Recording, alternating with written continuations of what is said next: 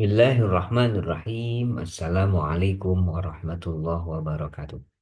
Hamdan wa syukran lillah wassalatu wassalamu ala rasulillah Sayyidina Muhammad ibn Abdullah amma ba'd. Rabbi syrah li sadri wa yassir li amri wa hlul 'uqdatam min lisani yafqahu qawli. Teman-teman semua, insya Allah di pertemuan kali ini kita akan lanjutkan belajar kita bersama tentang pembelajaran akidah akhlak.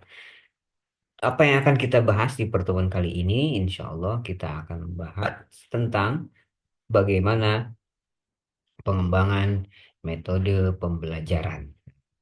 Apa bedanya nanti dengan model pembelajaran? Nah, bagaimana langkah-langkah dalam mengembangkan metode pembelajaran? Apa pengertiannya metode pembelajaran ini? Mari kita mulai belajar kita bersama dengan membaca basmalah. Bismillahirrahmanirrahim. Teman-teman semua, pertama, apa sih metode pembelajaran itu? Pertanyaannya itu yang pertama. Nah, kita jawab bersama-sama ya. Metode pembelajaran, kalau secara harfiah, secara etimologi, secara bahasa, berarti metode itu adalah cara. Cara. Cara, metode adalah suatu cara untuk atau prosedur yang digunakan untuk mencapai tujuan tertentu. Ini metode. Sementara menurut terminologi atau istilah, metode itu bisa kita artikan sebagai cara kerja yang sistematis yang memudahkan pelaksanaan pembelajaran yang berupa implementasi spesifik, ada langkah-langkah konkret agar terjadi proses pembelajaran yang efektif untuk mencapai suatu tujuan tertentu seperti perubahan positif pada peserta didik. Jadi, kalau secara istilah, metode itu adalah cara kerja yang sistematis, yang memudahkan dalam pelaksanaan pembelajaran untuk mencapai tujuan pembelajaran itu sendiri. Nah, dalam bahasa lain, metode itu, metode pembelajaran itu adalah model pembelajaran yang telah memiliki aplikasi langkah-langkah yang spesifik. Artinya apa? Nanti ini menjadi ciri khas dari metode pembelajaran yang membedakannya dengan model pembelajaran. Kalau metode itu dia punya aplikasi langkah-langkah yang spesifik. Nah, itu. Nah, apa perbedaannya sekarang? Setelah kita mengetahui pengertian metode, ya kalau secara sederhana kita bisa mengambil sebuah satu kata dari kata metode ini, artinya adalah cara. Metode pembelajaran berarti cara dalam pembelajaran atau metode mengajar berarti cara mengajar. Metode belajar, cara belajar dan seterusnya. Apa perbedaannya dengan model pembelajaran metode ini? Perbedaannya, kalau metode pembelajaran itu telah memiliki langkah-langkah konkret untuk melaksanakan pembelajaran.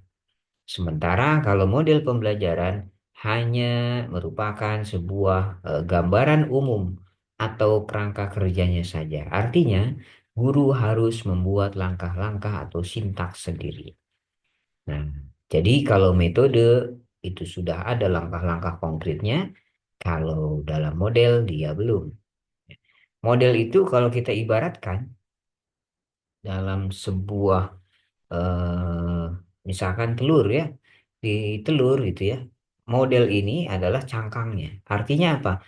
Model ini mencakup keseluruhan. Nah, di dalam cangkang itu ada putih telur, ada kuning telur kan. Nah, putih telurnya itu misalkan materi pembelajaran kuning telurnya adalah eh, putih telurnya misalkan metode pembelajaran dan kuning telurnya adalah materi pembelajaran, kemudian ada juga strategi dan lain-lain. Jadi metode itu berada di dalam model pembelajaran. Kalau model dia mempersiapkan dari sebelum pembelajaran itu berlangsung, itu dipersiapkan sampai nanti ketika evaluasi pembelajaran. Tapi kalau metode pembelajaran itu diterapkan terjadi ketika dia dalam proses pembelajarannya saja. Tuh. ketika menyampaikan pelajaran. Nah, itu eh, memerlukan metode yang tepat gitu. Kalau model itu dari awal, dari dia persiapan apa rencana pembelajaran gitu, RPP dan sebagainya sampai ke tingkat evaluasi. Itu namanya model. Kalau metode di dalamnya ketika mengajar saja. Nah, itu metode pembelajaran. Ketika menyampaikan pelajaran, pakai metode apa? Nah, itu bedanya. Nah, ada jenis-jenis metode pembelajaran. Nah, ini berdasarkan pemberian informasi, juga berdasarkan pemecahan masalah, berdasarkan penugasan. Ini ada berbagai macam metode pembelajaran. Pertama, berdasarkan pemberian informasi. Itu ada contohnya ada metode ceramah. Nah, dengan ceramah ini sebuah metode untuk menyampaikan pelajaran melalui berdasarkan pemberian informasi. Atau juga bisa dengan metode tanya jawab. Ketika kita belajar, eh, bisa menggunakan metode pembelajaran dengan cara metode tanya jawab. Atau metode demonstrasi. Metode demonstrasi juga masuk ke dalam jenis metode pembelajaran yang berdasarkan pemberian informasi. Nah, itu dengan demonstrasi.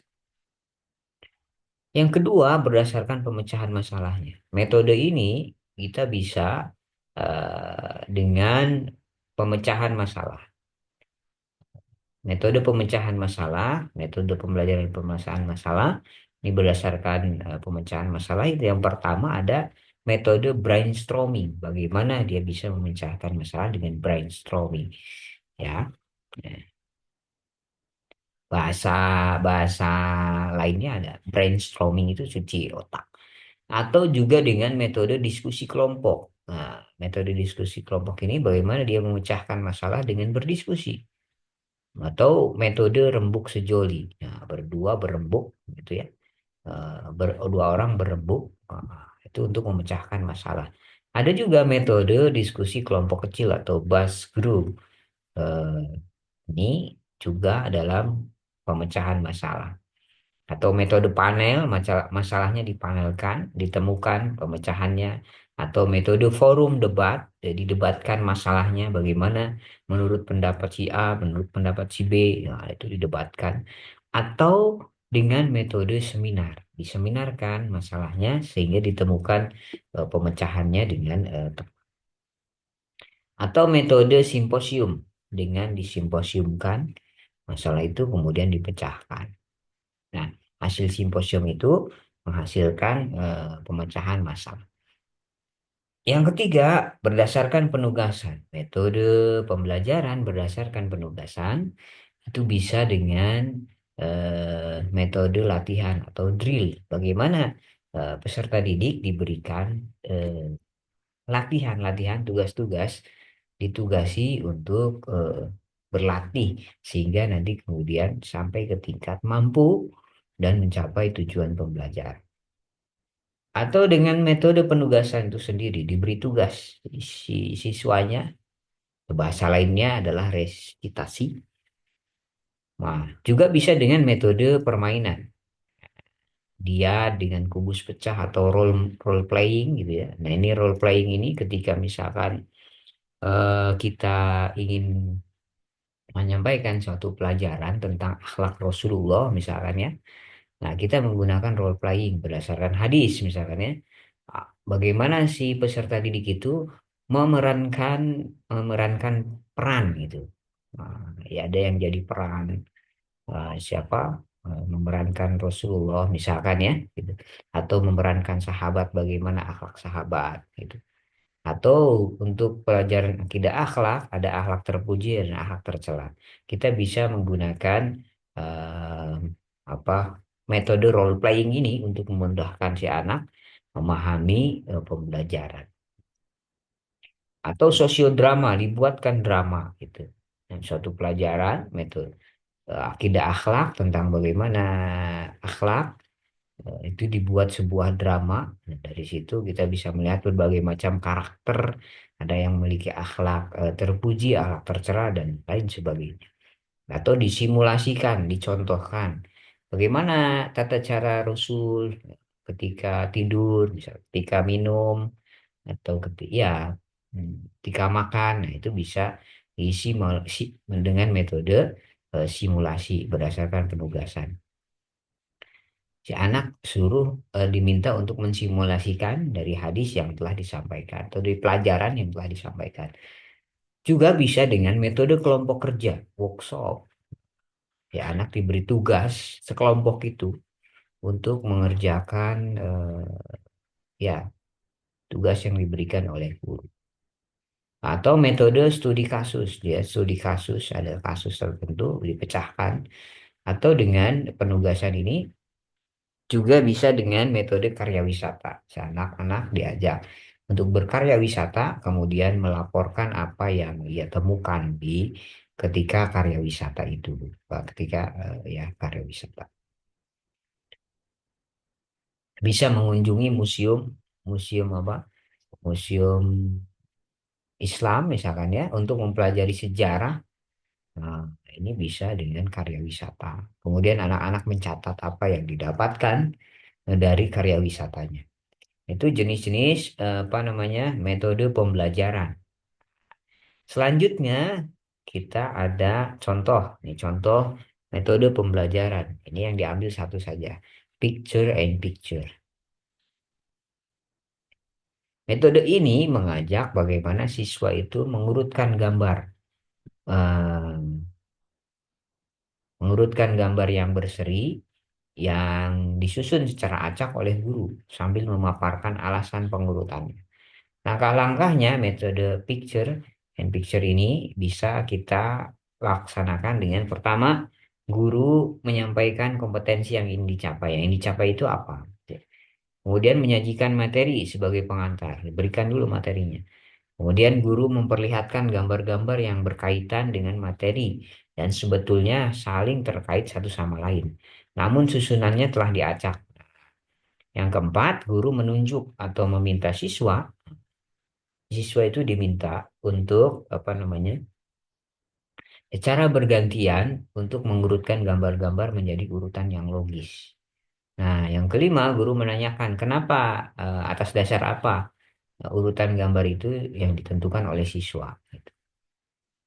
Yang keenam, dari alasan atau urutan gambar tersebut, guru memulai menanamkan konsep atau materi sesuai dengan kompetensi yang ingin dicapai. Yang ketujuh, bisa dengan penutup disertai dengan rangkuman atau kesimpulan yang bisa disimpulkan. Ini contoh dari metode pembelajaran. Jadi kalau metode itu langkah-langkahnya sudah jelas gitu, metode itu. Langkah-langkah yang ingin dicapainya itu sudah jelas. Selanjutnya, setelah kita mengetahui ini contoh dari metode pembelajaran, nah bagaimana kita mengembangkan metode pembelajaran ini? Kita kembangkan metode pembelajaran ini melalui 3 tahap. Kita rencanakan dulu apa yang ingin kita kembangkan dari metode ini. Nah, direncanakan termasuk dalam perencanaan ini kita harus memikirkan juga metode yang sesuai dengan pelajaran yang ingin dicapai. Contoh, pelajaran akidah akhlak gitu ya. Yang cocok itu menggunakan apa sih di perencanaan? Atau ya, yang cocok itu menggunakan metode apa agar si pelajarannya itu mudah dipahami.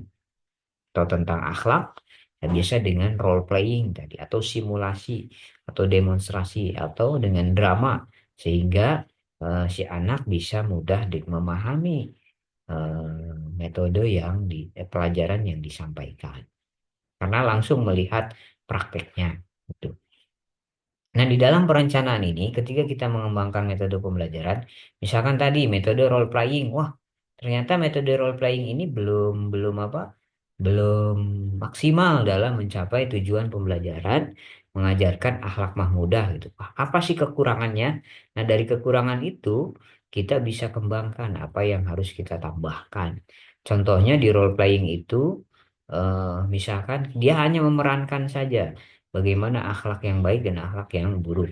Sementara tidak ada penjelasan. Nah, misalkan ditambahilah dengan penjelasan gitu ya.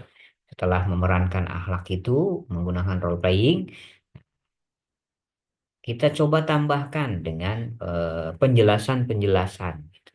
Sehingga si anak bisa menerima pelajaran sekaligus melihat contoh langsung dari akhlak-akhlak itu gitu. Itu bisa.